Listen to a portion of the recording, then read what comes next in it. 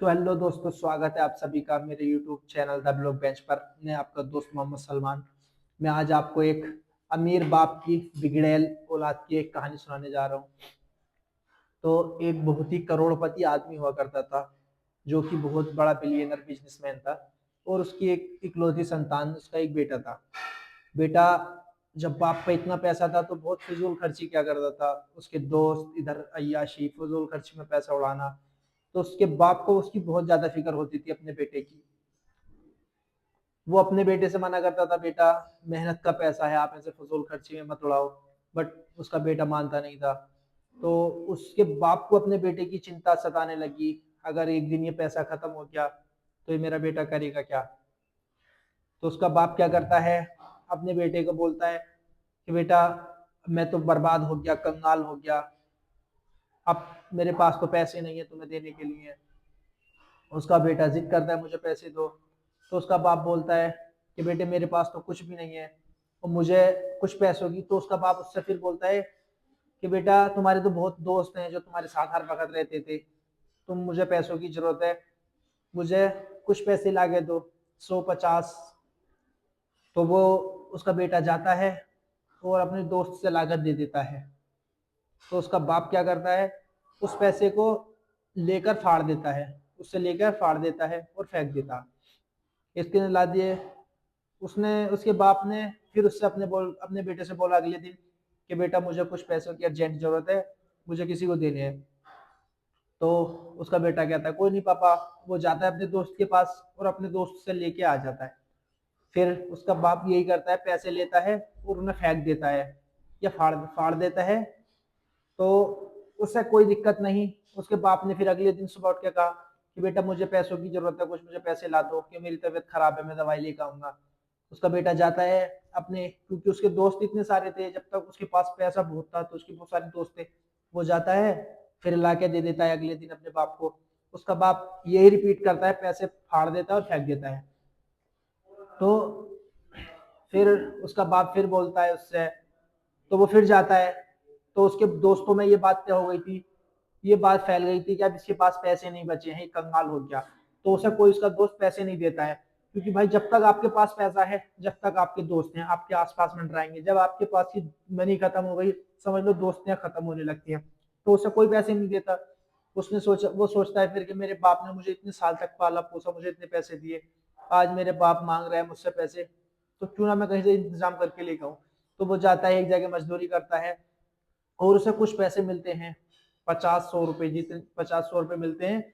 वो शाम को थका हार आता है और अपने बाप को दे देता है। उसका बाप रोज की तरह क्या करता है, उस नोट पैसों को पकड़ता है और फाड़ कर फेंक देता है, फेंकता है। जैसे ही वो फाड़ता है और जब फेंकता है, तो वो गुस्सा हो जाता है और अपने बाप से बोलता है, ये क्या है तुम्हारा, मैं रोज तुम्हें पैसे ला के देता हूँ, तुम फाड़ देते हो।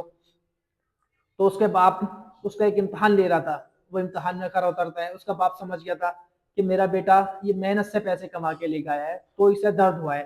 क्योंकि पहले वो अपने दोस्तों से जाता था, मांग कर ला कर दे देता था रोज। तो जब उससे गुस्सा, जब उसने, उसकी मेहनत का पैसा था, उसने अपने, उसके बाप ने फाड़ा, तो उसे बुरा लगा कि मैंने पूरा दिन मेहनत करके ये पैसा कमा के लाए हूँ, तुम जब फाड़ ले हो, ये क्या तरीका है तुम्हारा। तो उसका बाप ने बोला कि बेटे, मैं तेरा इम्तहान ले रहा था और तो अपने इम्तहान में पास हो गया। ऐसे ही बेटे, जब तू मेरे पैसे उड़ाता था, मेहनत की कमाई मेरी, तो मुझे भी बहुत बुरा लगता था।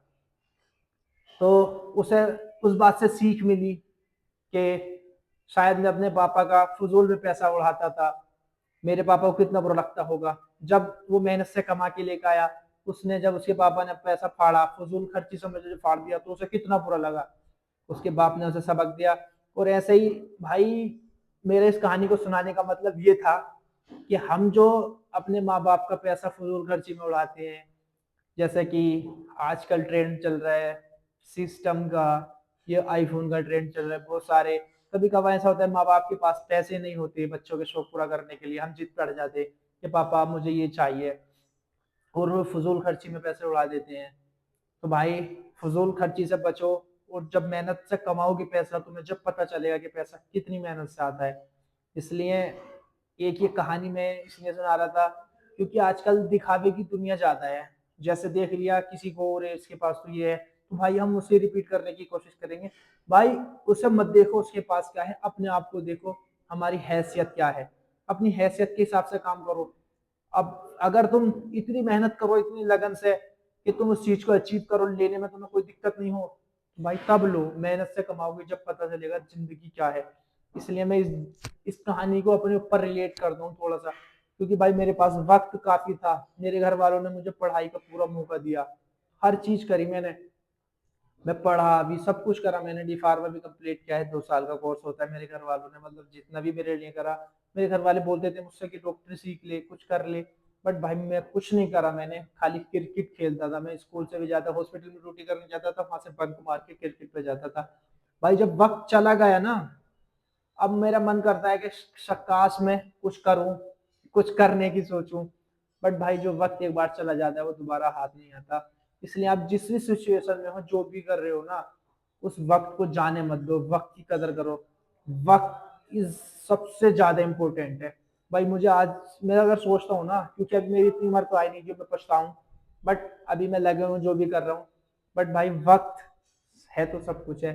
इसलिए आप, मैं यही कहना चाहूंगा कि वक्त की कदर करो और फजूल खर्चियों से बचो।